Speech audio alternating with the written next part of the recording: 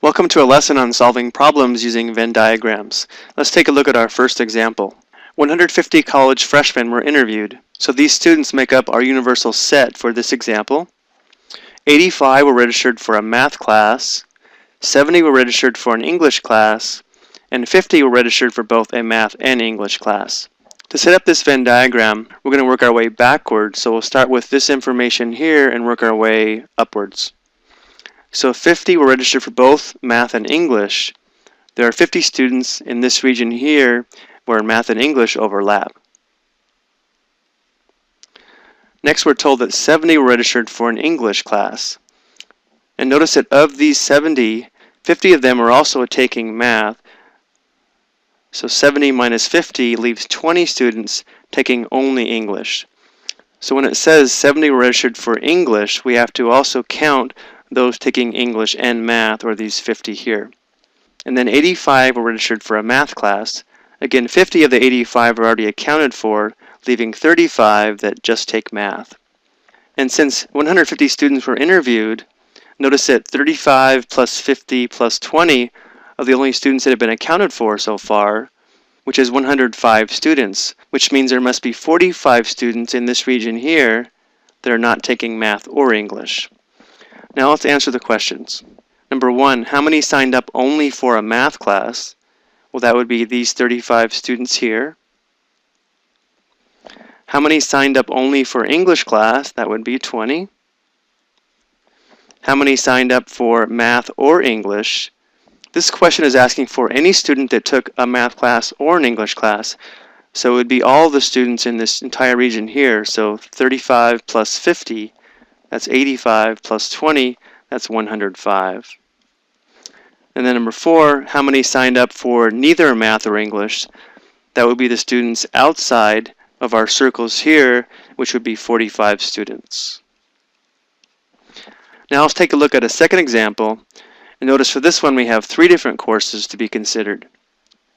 100 students were interviewed, 28 took PE, 31 took biology, 42 took English, 9 took PE and biology, 10 took PE and English, 6 took biology and English, and 4 took all 3 subjects. Again, we're going to work our way from the bottom to the top to complete our Venn diagram. So if 4 students took all 3 subjects, the only region where all 3 subjects overlap is in the middle here, so there are 4 students here. Next, 6 took biology and English. Biology and English overlap in this region here. Notice that 4 of the 6 students are taking all 3 subjects, so that leaves only 2 students here that are taking only biology and English. So when it says 6 took biology and English, we also have to include the students that are taking all 3 subjects.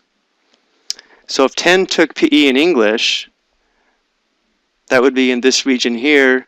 Again, 4 of the 10 are in this region, so we have 6 to make up a total of 10 taking PE and English. And then 9 took PE and biology, so for this region here, 4 of the 9 are already accounted for, leaving 5 in this region here that are taking only PE and biology. Again, notice 9 total are taking PE and English as stated. 42 took English, so the number of students in this entire region here must be 42.